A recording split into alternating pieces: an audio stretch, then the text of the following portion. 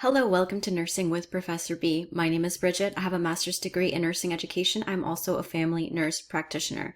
If you want to pass your CPR BLS class, you came to the right place. My ACLS video has been viewed more than 9,000 times and I have helped hundreds of people pass their ACLS.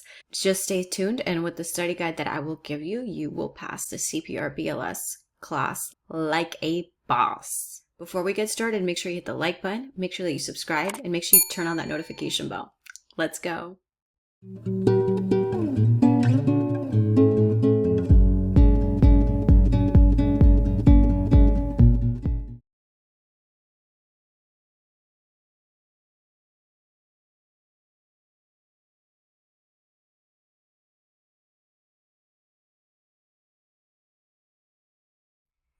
Okay, so the main difference between this video and the other video is that in this video, I will be covering infant, child, and adult CPR BLS, whereas in the ACLS video, I primarily focused on adults and I barely even touched on infants or children.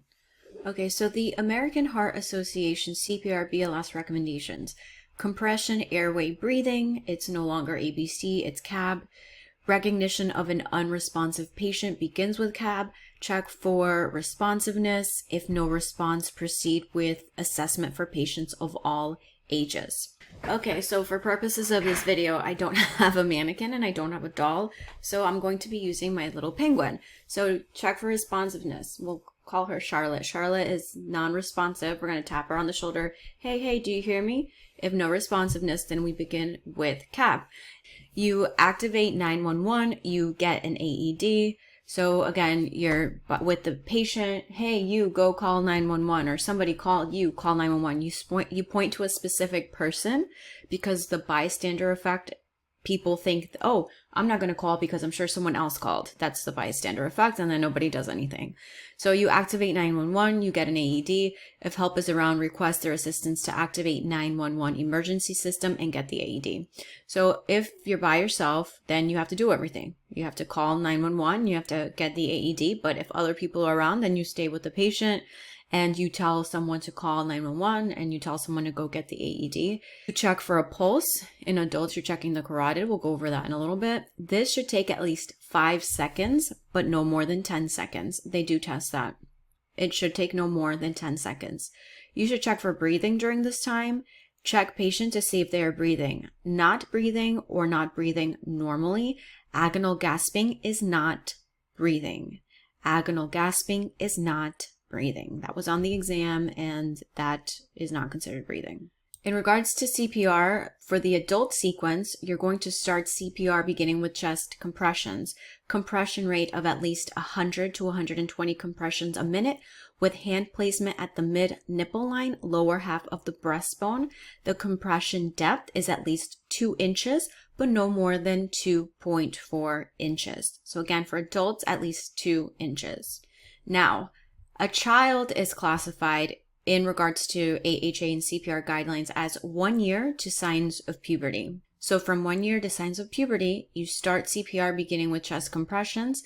The compression rate is also 100 to 120 compressions a minute with hand placement at the mid-nipple line, lower half of the breastbone. Now the compression depth is at least 1/3 the depth of the chest and about 2 inches. About. So it's not up to 2.4 like in adults, it's about 2 inches. Now, CPR infant, birth to 1 year. Infant is classified as birth to 1 year.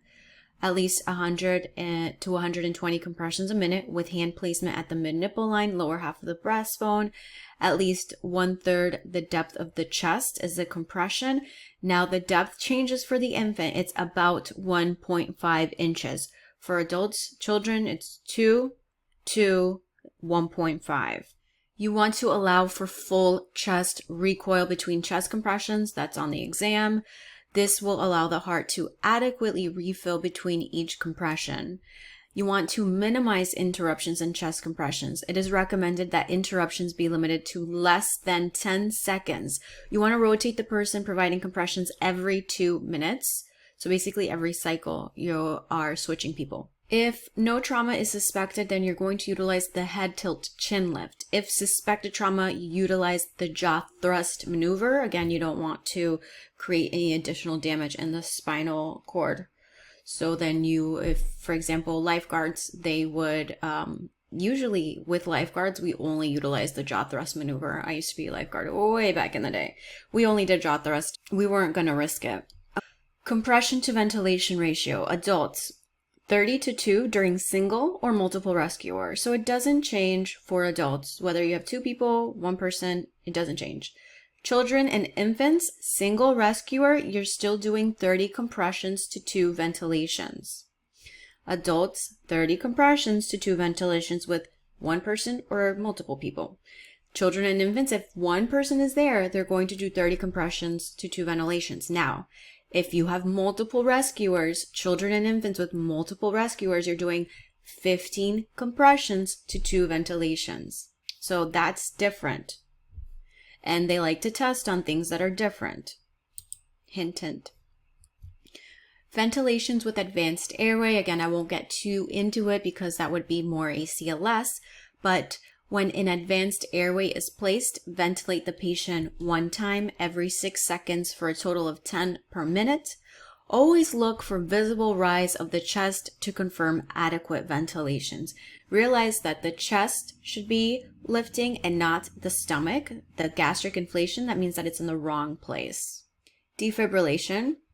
Once an AED defibrillator is available, use it immediately. Immediately upon defibrillation, start CPR beginning with chest compressions. Don't wait, start. That was an exam question too.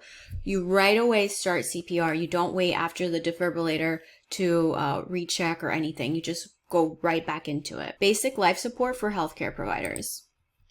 High quality CPR will increase the chance of victim survival. So you want to start compressions immediately after confirmation that a patient has no pulse. This should take a minimum of 5 seconds, but no more than 10 seconds to confirm. Again, that was on the exam. Compress at a rate of 100 to 120 beats per minute for all patients. Push to a depth of 2 inches on adults and children and 1.5 inches on infants. Allow for full chest recoil. This will ensure the heart can adequately refill in between compressions. Provide breaths until you see visible rise of the chest in all patients. Avoid excessive ventilations as this can lead to decreased blood flow. The first step is to turn the AED on. Then you follow the AED prompts. When the AED becomes available, immediately use it. This is the only time that stopping CPR in the middle of a cycle is appropriate. After this point, you will only use the AED on the 2-minute pause pulse check. If the AED analyzes and determines the victim requires defibrillation, do so only after clearing all bystanders and healthcare providers from the victim. So I'm clear, you're clear, we're all clear, right? Immediately upon defibrillation, resume CPR beginning with chest compressions. The AED can be used on a victim submerged in water. First, remove the victim from the water. There should be a space there. Remove the victim from the water and wipe the victim's chest. The AED can experience difficulty if the victim's chest is hairy. When possible, the victim's chest should be shaved with a medical razor or pads firmly placed to ensure chest contact. So there's 2 things that you can do. The AED kit should have a razor. If for whatever reason there's no razor, then you could use another pad and you can rip off the hair like a wax treatment. If there's more than 1 pad, you can use an adult pad to rip off the hair. Use common sense. Obviously, if you only have 2 pads in the AED kit, then you're not going to use your last AED pads to wax the patient because then you're not going to have a pad to defibrillate them. So use common sense, but most AEDs now do have a razor in the kit. AED adult pads should be used on adult patients. Pediatric pads less than 8 years of age should be used on children, infants. If pediatric pads are unavailable, it is acceptable to use adult pads. However, ensure upon placement that the pads do not touch. Child age range for the use of the AED is 1 year to 8 years of age. If you feel like the child pads touch, the child is too small, you can put 1 pad in the front and 1 on the back. Child age range for CPR is 1 year to signs of puberty.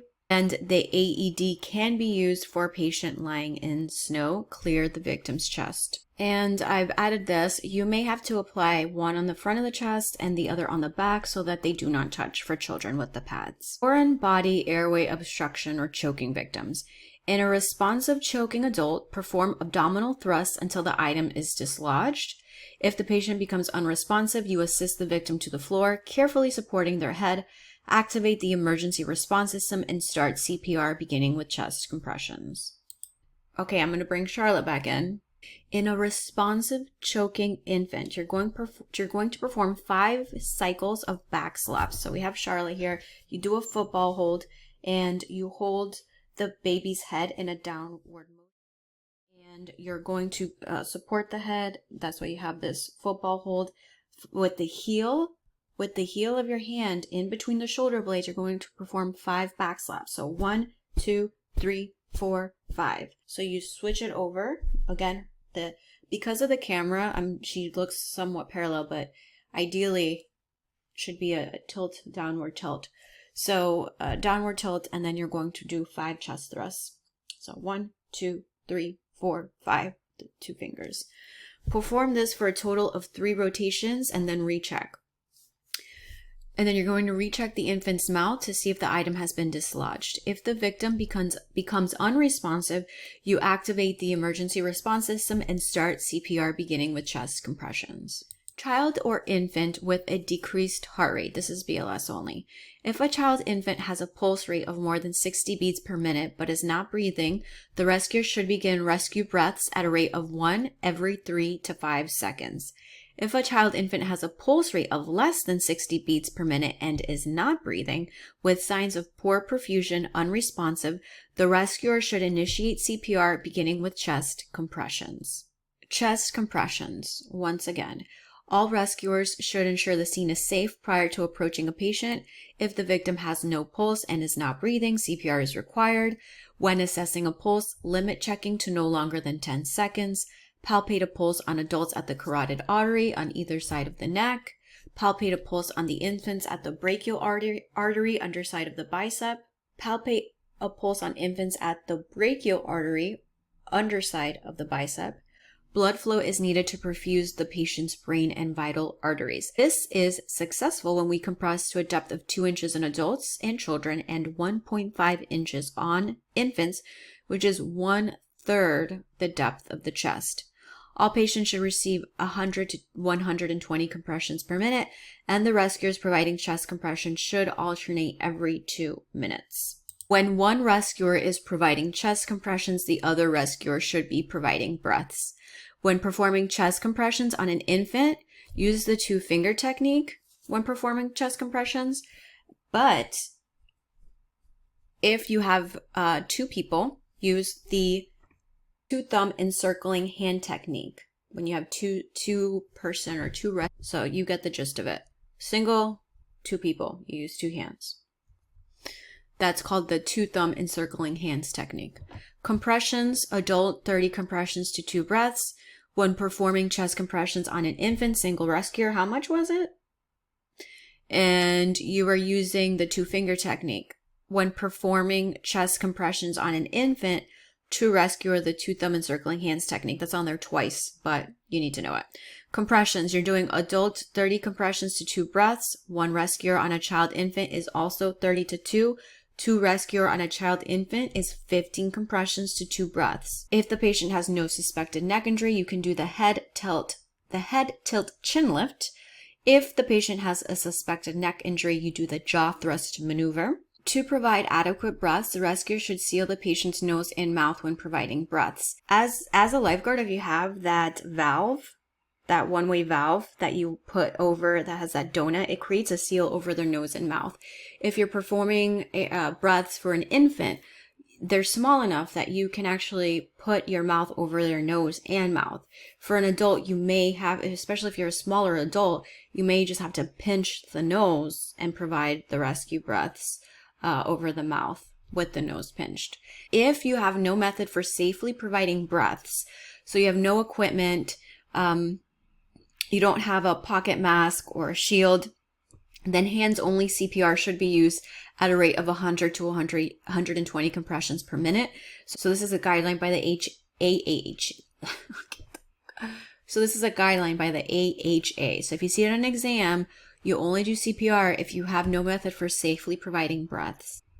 All right, so visible rise of the chest is a key indicator that breaths are effective in all patients. Do not provide excessive ventilations. It can cause gastric inflation. When providing rescue breaths only, rescue breathing, adults should be ventilated once every 5 to 6 seconds. They like to ask that. Children and infants should be ventilated once every 3 to 5 seconds. They like to ask that. With an advanced airway in place, compressions are constant with no pauses, and ventilations are provided once every 6 seconds for all patients. So review the breaths and who gets what.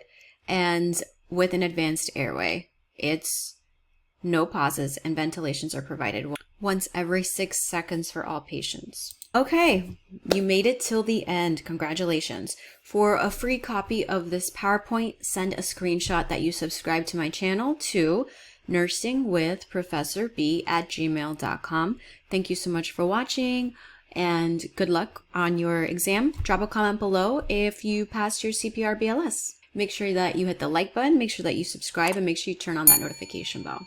Until next time.